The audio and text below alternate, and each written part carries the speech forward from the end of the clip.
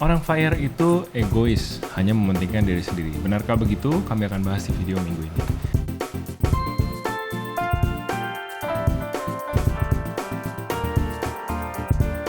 Gak semua orang perlu FIRE, gak semua orang juga pengen FIRE, tapi kayaknya semua orang perlu sistem kerja yang efisien. Karena dengan kerja efisien kita jadi bisa fokus ke hal yang lebih penting kayak cari peluang, usaha baru, ataupun kerjaan-kerjaan rumah lainnya yang memang kita harus beresin. Nah, kita kenalan dulu sama Odoo, tool paling lengkap yang bisa bantu kalian kelola bisnis dengan mudah dan efisien. Odoo udah dipakai oleh banyak perusahaan dari berbagai skala, kecil maupun besar di Indonesia, karena semua kebutuhan bisnis mulai dari accounting, inventory, purchasing, manufacturing, HR, website, POS, dan masih banyak lagi udah tersedia dengan harga yang affordable. Kalau kalian baru mulai bisnis dan bingung banget nih butuh aplikasi apa aja ya untuk bantu kalian jalanin bisnisnya, bisa banget lihat-lihat fitur industriesnya Odoo yang udah kelompokin apps-apps krusial untuk tiap jenis bisnis. Atau bisa juga kalian ngobrol sama pakar Odoo atau coba gratis dengan klik link di description box di bawah. Hai guys, welcome back to channel podcast Samuel dan Claudia. Gue Samuel dan ini istri gue Claudia, kayak pasangan suami istri kantoran dalam perjalanan memaknai financial independence. Di channel ini kalian akan temukan video-video seputar karir, keuangan, adulting, dan topik-topik lainnya. Jadi kalau kalian suka dengan apa yang kalian tonton hari ini, jangan lupa untuk share video ini, like, dan subscribe channel ini untuk support terus channel kami. Beberapa minggu yang lalu, ada satu video dari salah satu presiden komisaris bank swasta terbesar di Jakarta yang ditanya sebenarnya tentang kegerakan FIRE atau Financial Independence Retire Early. Jujur aja nih, sorry yang beraliran FIRE itu Anda adalah manusia selfish, sorry ya. Yang kami juga hidupi dan kami sudah jalankan, kami sudah financially independent selama 2 tahun. Ya, kami sudah tidak perlu bekerja secara aktif lagi untuk mendapatkan income, kami bisa hidup dari hasil investasi kami. Dan setahun terakhir ini kami memutuskan untuk benar-benar nggak kerja. Jadi nggak kerja di corporate ya, nggak kerja di corporate, jadi resign gitu. Tapi masih kerja dari 9 to sendiri. 5 kami, tapi masih ngerjain channel ini dan segala macam.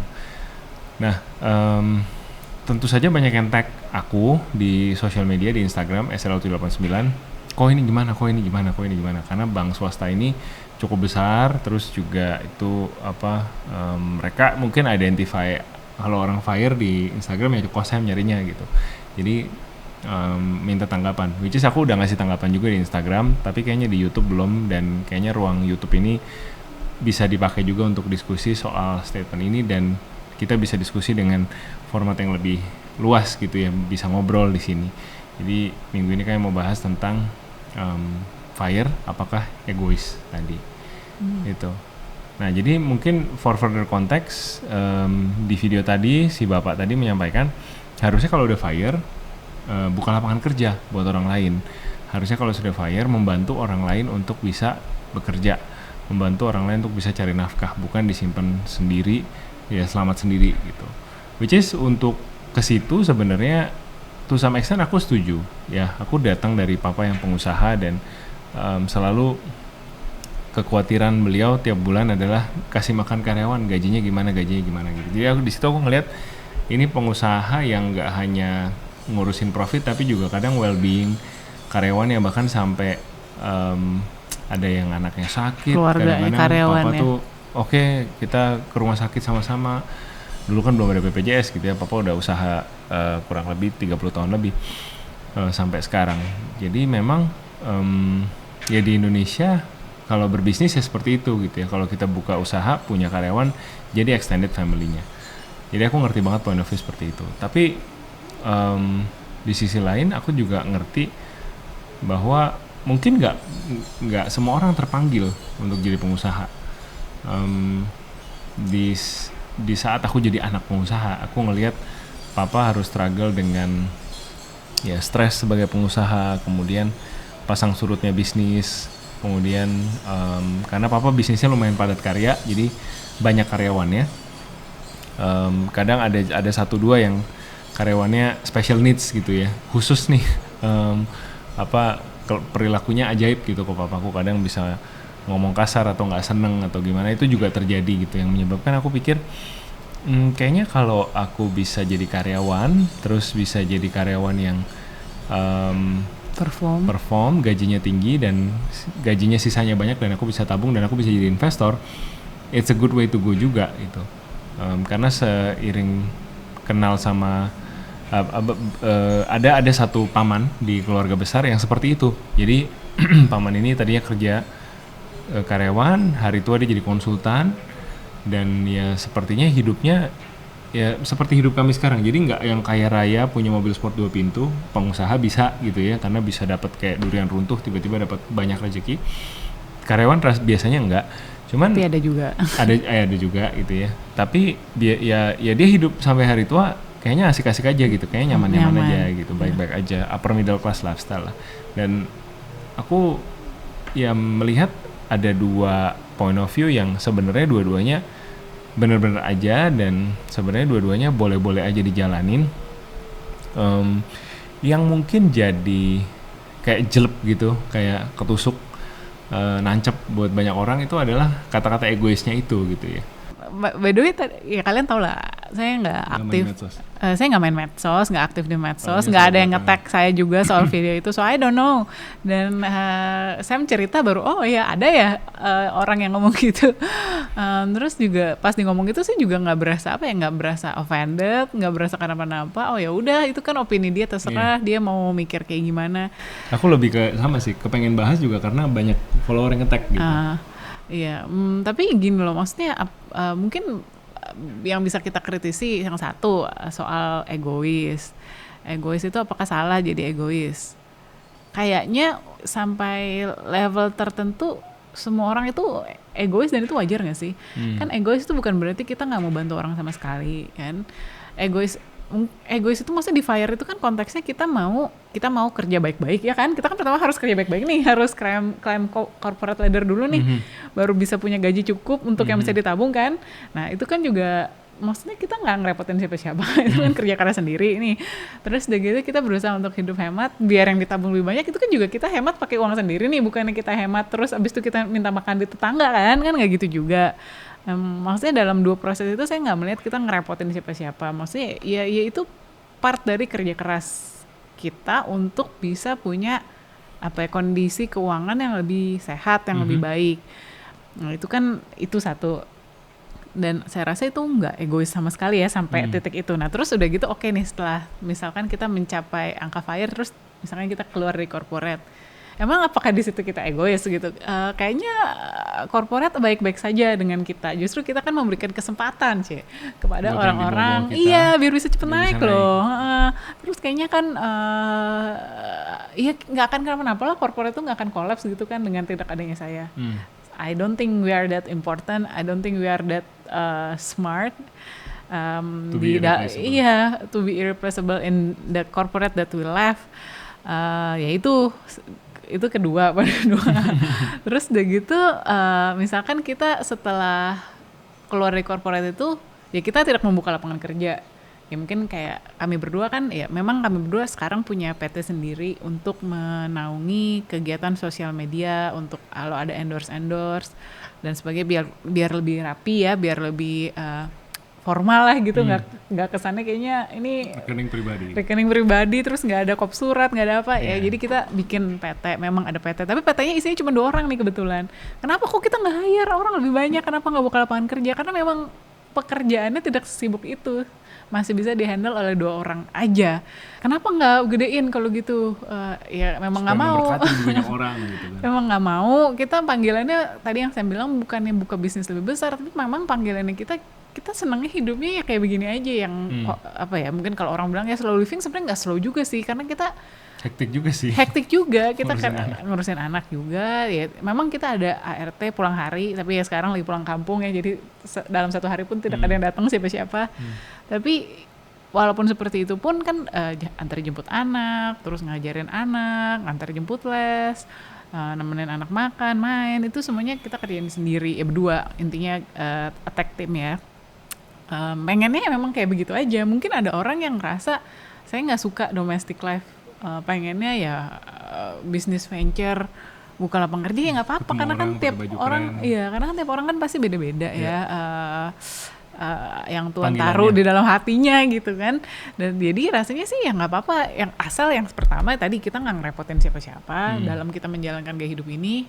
Bukannya terus kita nggak kerja korporat terus kita nggak punya uang terus jadi kita minjem sana sini atau minta dikasihanin tetangga kasih makan, kan nggak gitu juga. Justru kita walaupun nggak korporat kita tetap ada income dan bahkan masih puji Tuhan masih bisa berbagi ya.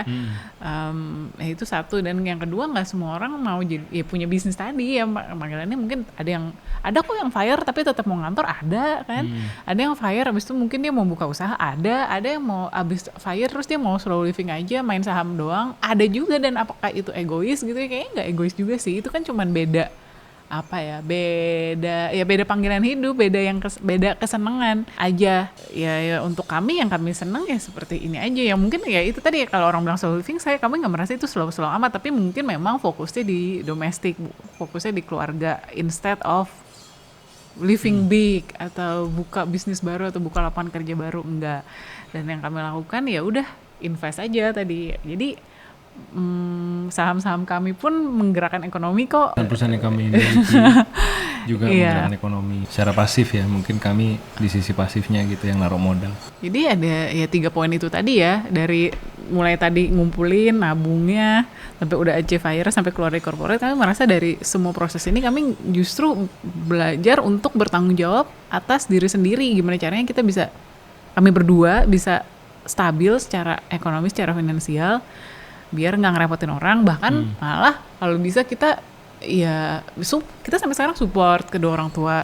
Dan sampai sekarang pun ya apa yang menjadi kewajiban kami sebagai umat Nasrani, perpuluhan segala macamnya itu ya kami lakukan. Jadi saya rasa sih selama kita bertanggung jawab dengan pilihan hidup itu nggak ada yang benar, nggak ada yang salah ya. Dan kayaknya sangat asumtif sekali gitu ya kalau, atau sangat judging sekali kalau bilang salah satu gaya hidup itu egois atau enggak gitu. Karena kan apakah kamu udah tahu maksudnya dengan jelas fire itu apa, atau setelah kehidupan fire itu yang kita lakukan apa gitu. Apakah itu egois, mau punya spend more time with family, atau ngelihat atau ngurus anak sendiri, atau pengen ngelihat anak kita bertumbuh tanpa ya.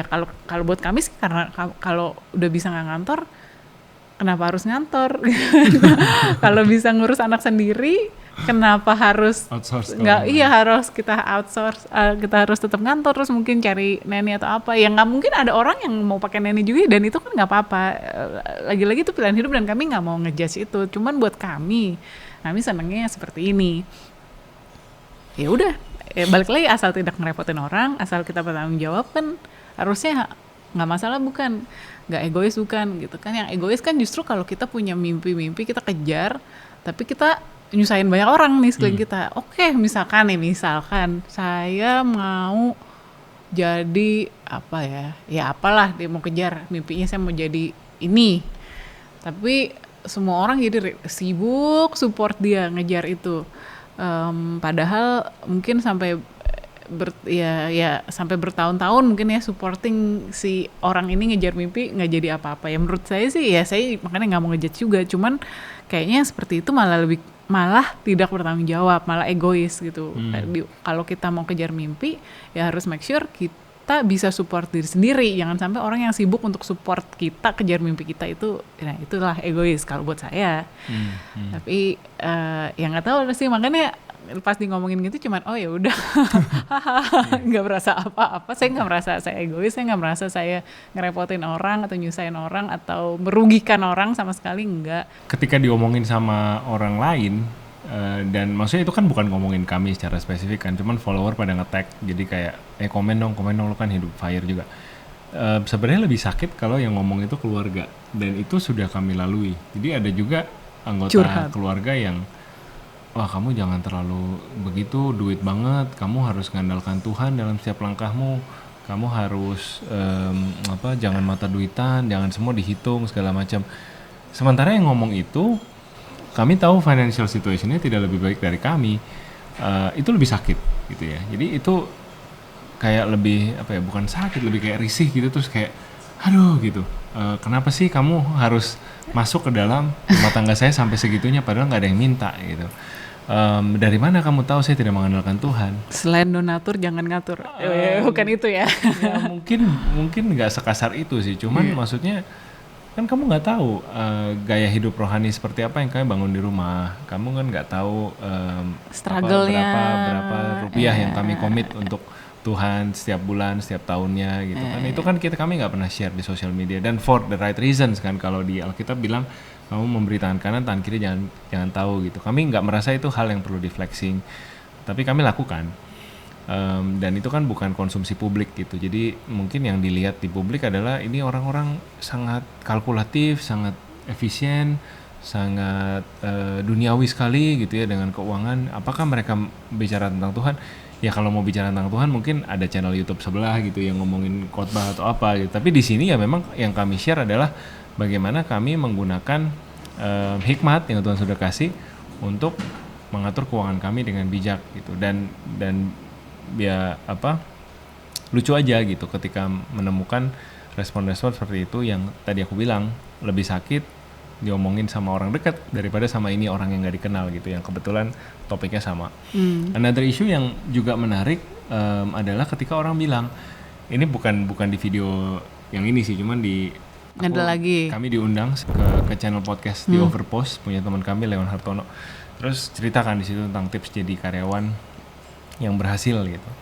Nah ada yang komen lucu, ada yang bilang belum apa-apa kalau masih jadi karyawan, kalau beneran hebat kamu jadi pengusaha dong, memberikan lapangan kerja buat orang. Nah ini juga buat aku logika yang salah ya gitu, karena maksudnya hebat tuh apa gitu? Apakah hebat itu kalau kita bisa punya karyawan, orang yang kita bisa suruh-suruh? Apakah hebat itu kita bisa gaji orang sekian juta? Apakah hebat itu diukur dari uang net income yang dihasilkan tiap bulan ya? Karena kalau ukur net income, waktu kami jadi karyawan dulu, ya saya yakin kami on the higher end of the income recipient gitu. Karena kami terakhir posisi udah cukup tinggi di kantor. Kalau bicara hebat tuh hebat apa gitu maksudnya. Kemudian kalau bicara mengurusi orang, bukankah saya jadi HRD di kantor membuat policy yang baik, mensejahterakan karyawan meskipun nggak pakai duit saya, pakai budget kantor gitu kan? Bukankah itu juga hebat? Orang-orang jadi sejahtera karena misalkan saya melakukan proses pengadaan asuransi baru buat karyawan, polisnya bagus, semua orang senang karena dapat benefit yang lebih bagus. Bukankah itu juga mensejahterakan dibandingkan misalkan bikin perusahaan tapi perusahaannya kucing-kucingan sama pajak, BPJS-nya kadang bayar kadang enggak, tapi hebat gitu karyawannya banyak. Apakah begitu gitu kan? Jadi sebenarnya kita harus berhenti juga nih membanding-bandingkan jalan mana yang lebih mulia gitu, karena ada kemuliaan tersendiri kok di masing-masing jalan. Dan tadi yang kau bilang, selama kalian nggak merepotin orang, selama kalian nggak makan duit orang, bikin susah orang, dan bertanggung jawab sama mimpi kalian, nggak ada yang bisa judge sebenarnya itu benar atau salah gitu. Ya, silakan masuk. Iya, silakan masuk. Ya, yang tadi yang pertama soal kalau kerabat dekat atau siapapun itulah yang komentarin. Maksudnya even ice cream cannot please everyone. Es krim coklat aja nggak semua orang suka coklat. I don't like chocolate ice cream. Ya tapi kan itu bukan salah si coklat ice cream ya. Emang orang punya different preferences gitu. Jadi misalkan kita mau gaya hidup apapun, mau gaya hidup frugal, terus mau gaya hidup FOMO yang spend gitu kan terus karena who knows siapa yang tahu besok masih hidup apa enggak, pokoknya happy, itu aja pasti akan ada aja yang komentarin. Maksudnya jadi gaya hidup apapun ya ujung-ujungnya kita yang jalanin, kita tahu kita bertanggung jawab sama yang di atas, kita tahu kita nggak nyusahin siapapun, nggak ngerepotin siapapun, kita tahu kita jujur, nggak makan uang orang lain, nggak mencuri, semuanya halal. Ya udah sih ya masuk kuping kiri keluar kuping kanan. Walaupun tentunya pasti kalau yang ngomongin orang dekat itu lebih sakit ya, lebih nyakit, karena kayak ya kan lu orang deket kan, lu tahu ya mungkin ya perjuangan gue kalau ngomongnya kayak gitu ya, itu lebih sedih sih kan dibandingin orang nggak kenal. Ya itu yang pertama ya. Terus yang kedua tadi yang soal hebat gitu ya, makanya ini juga mungkin ya nggak tahu sih ya, mungkin kalau cowok kan ada ego ya gitu ya, ego gue mau hebat. Kalau saya sih harus lebih hebat, misalnya ya udah saya emang nggak hebat, saya biasa aja kok, dan saya juga nggak mau jadi hebat, ya udah yang saya cuman mau hidup nggak nyusahin siapa-siapa gitu. Iya, jadi ya hebat itu sendiri juga nggak semua orang mau jadi hebat. Saya nggak mau sih jadi hebat, saya cuma mau jadi orang yang nyusahin orang lain aja, yang ya bisa berbagi berkat. Itu buat saya udah cukup, saya tidak mau jadi hebat. Jadi well ya udah, oke, thank you for the comment but okay. You're entitled Okay, to but your okay. opinion. Yeah, everyone is entitled to their own opinion. Jadi Ngomong gratis. ya namanya dengan kita ngomong di Sosial sosial media, media atau di pasti ada yang publik, nggak ya setuju. pasti kan orang bebas juga dong, seperti kita bebas menyampaikan pendapat, orang lain pun bebas menyampaikan pendapat. Jadi it's the other side of the coin ya, yang harus ya sebagai content creator ya kita harus oh ya oke, thank you for the comment, udah gitu aja. Nah ya intinya ya ini maksudnya buat siapa, buat cara apapun lah, mau kalian jadi freelancer, mau jadi kantoran, jadi business owner, apapun itu yang penting halal, kalian lakukan dengan dengan baik. Ya balik lagi nggak nyusahin orang, dengan bertanggung jawab ya, apapun itulah ya. As long as it brings income to your family, ya udah gitu. Buat saya sih nggak ada yang lebih keren atau lebih hebat atau gimana ya. Jadi ya well, kalau buat saya sih I'm not affected, so Iya. Ya jadi apakah FIRE itu egois? Balik lagi definisi kata egois. Kalau dibilang egois itu mementingkan diri sendiri, bukankah kita to some extent adalah semua makhluk-makhluk yang egois? ya harus bertanggung jawab ya, for first and foremost Yes. terhadap diri sendiri. Iya. Betul. Bukankah kita dengan bekerja dengan bertanggung jawab, gaji dikumpulkan baik-baik, membeli liburan kesukaan keluarga, tas kesukaan istri, bukankah itu hal yang egois? Kalau itu tidak egois, berarti ya mungkin next month Beliin buat istri orang aja. beli buat si orang atau disetor ke sini rekening yang ada di bawah. Nggak ada bercanda.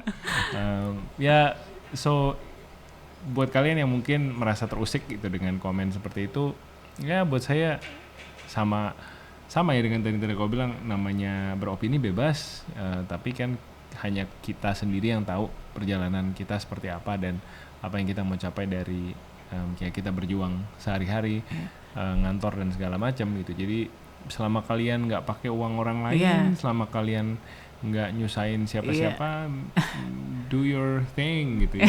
Apapun kalian mau pulang kantor cosplay jadi kucing di stasiun MRT gitu. Tapi itu ganggu orang sih, ganggu ketertiban. Ya anyway, you get the point.